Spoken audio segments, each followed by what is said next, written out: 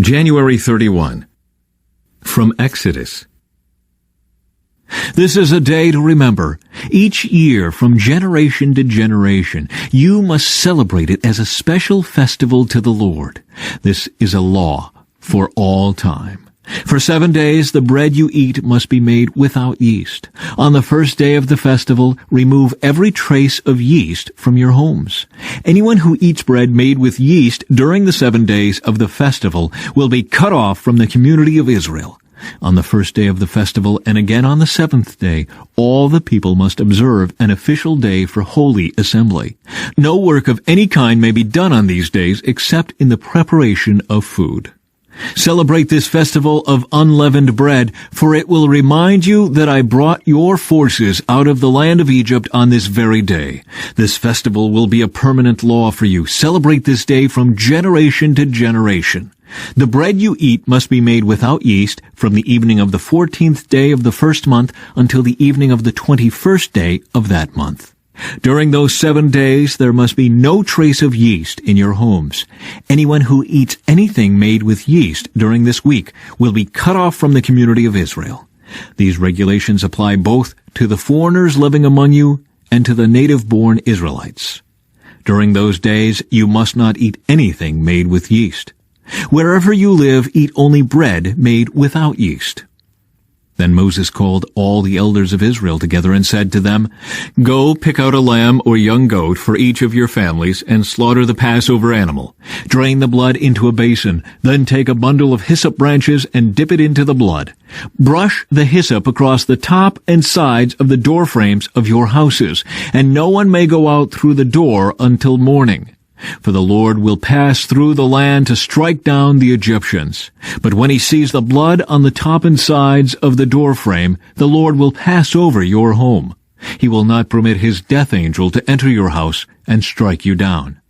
Remember, these instructions are a permanent law that you and your descendants must observe forever. When you enter the land the Lord has promised to give you, you will continue to observe this ceremony. Then your children will ask, What does this ceremony mean? And you will reply, It is the Passover sacrifice to the Lord, for he passed over the houses of the Israelites in Egypt. And though he struck the Egyptians, he spared our families. When Moses had finished speaking, all the people bowed down to the ground and worshipped. So the people of Israel did just as the Lord had commanded through Moses and Aaron. And that night at midnight, the Lord struck down all the firstborn sons in the land of Egypt, from the firstborn son of Pharaoh who sat on his throne to the firstborn son of the prisoner in the dungeon. Even the firstborn of their livestock were killed. Pharaoh and all his officials and all the people of Egypt woke up during the night, and loud wailing was heard throughout the land of Egypt. There was not a single house where someone had not died. Israel's exodus from Egypt. Pharaoh sent for Moses and Aaron during the night. Get out, he ordered. Leave my people, and take the rest of the Israelites with you.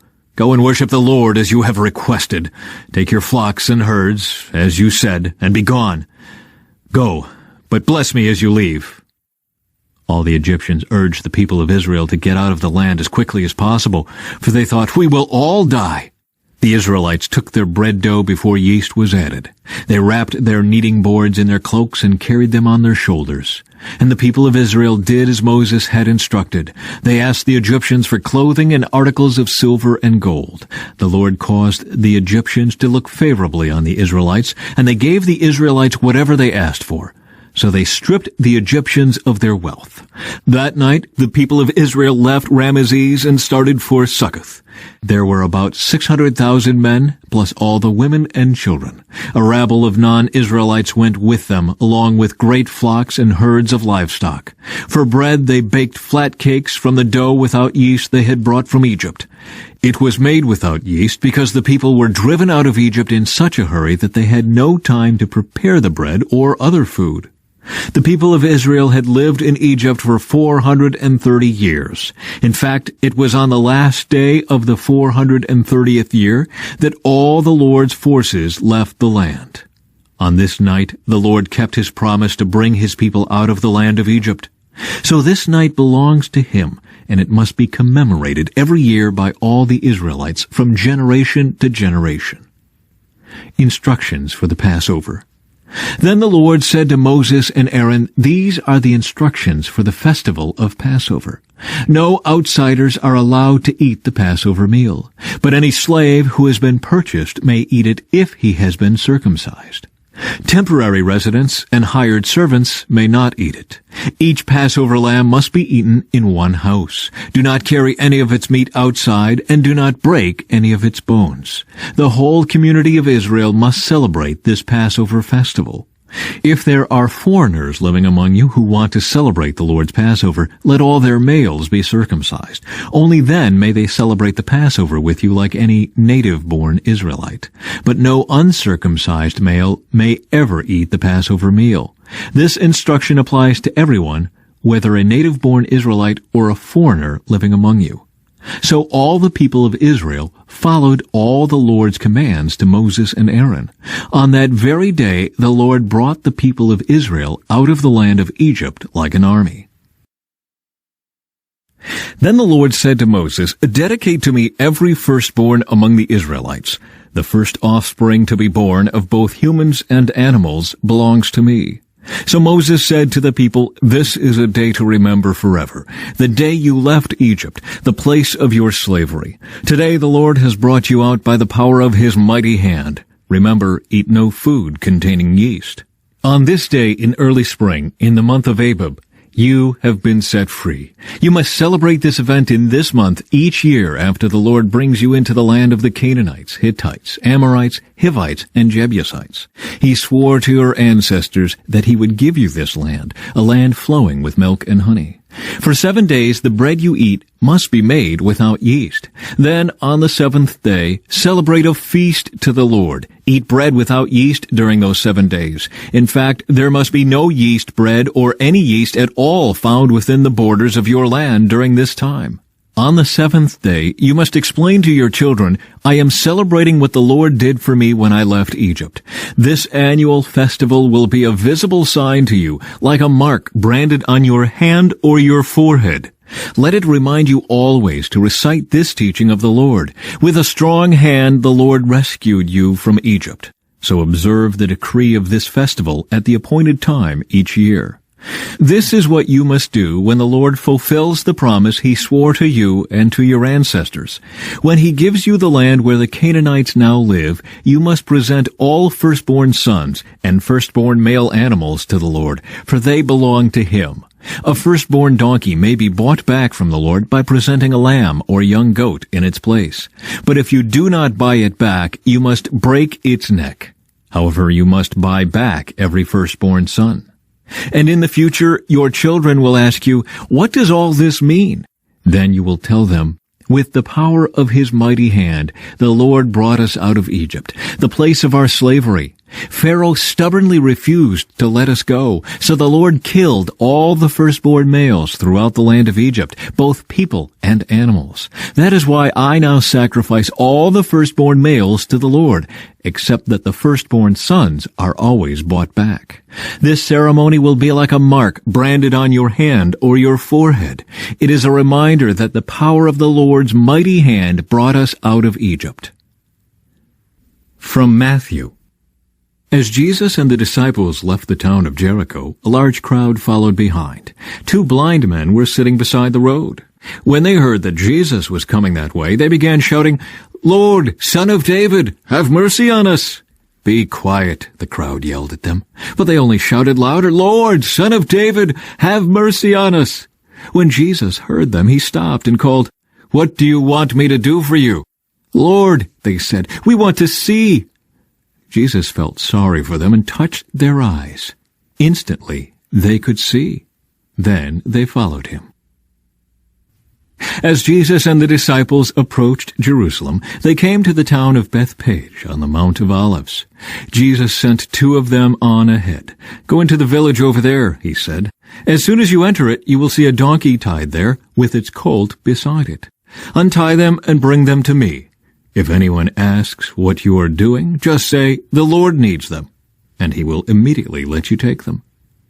This took place to fulfill the prophecy that said, "Tell the people of Israel, look, your king is coming to you. He is humble, riding on a donkey's colt." The 2 disciples did as Jesus commanded.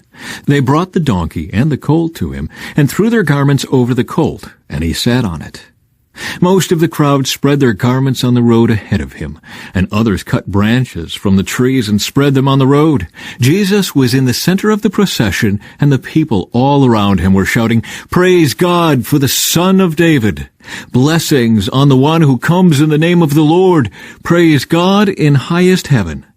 The entire city of Jerusalem was in an uproar as he entered. "Who is this?" they asked. And the crowds replied, "It's Jesus, the prophet from Nazareth in Galilee." Jesus clears the temple. Jesus entered the temple and began to drive out all the people buying and selling animals for sacrifice. He knocked over the tables of the money changers and the chairs of those selling doves. He said to them, "The scriptures declare my temple will be called a house of prayer, but you have turned it into a den of thieves." The blind and the lame came to him in the temple, and he healed them. The leading priests and the teachers of religious law saw these wonderful miracles and heard even the children in the temple shouting, "Praise God for the Son of David." But the leaders were indignant. They asked Jesus, "Do you hear what these children are saying?" "Yes," Jesus replied. "Haven't you ever read the scriptures? For they say, 'You have taught children and infants to give you praise.'" Then he returned to Bethany, where he stayed overnight. Jesus curses the fig tree. In the morning, as Jesus was returning to Jerusalem, he was hungry, and he noticed a fig tree beside the road. He went over to see if there were any figs, but there were only leaves. Then he said to it, "May you never bear fruit again." And immediately the fig tree withered up. The disciples were amazed when they saw this and asked, "How did the fig tree wither so quickly?" Then Jesus told them, "I tell you the truth. If you have faith and don't doubt, you can do things like this and much more. You can even say to this mountain, 'May you be lifted up and thrown into the sea,' and it will happen. You can pray for anything, and if you have faith, you will receive it." From Psalms. Turn to me and have mercy, for I am alone and in deep distress. My problems go from bad to worse. Oh, save me from them all. Feel my pain and see my trouble. Forgive all my sins. See how many enemies I have and how viciously they hate me. Protect me. Rescue my life from them. Do not let me be disgraced, for in you I take refuge. May integrity and honesty protect me, for I put my hope in you. O God, ransom Israel from all its troubles. From Proverbs. What are worthless and wicked people like? They are constant liars, signaling their deceit with a wink of the eye, a nudge of the foot, or the wiggle of fingers. Their perverted hearts plot evil, and they constantly stir up trouble. But they will be destroyed suddenly, broken in an instant beyond all hope of healing.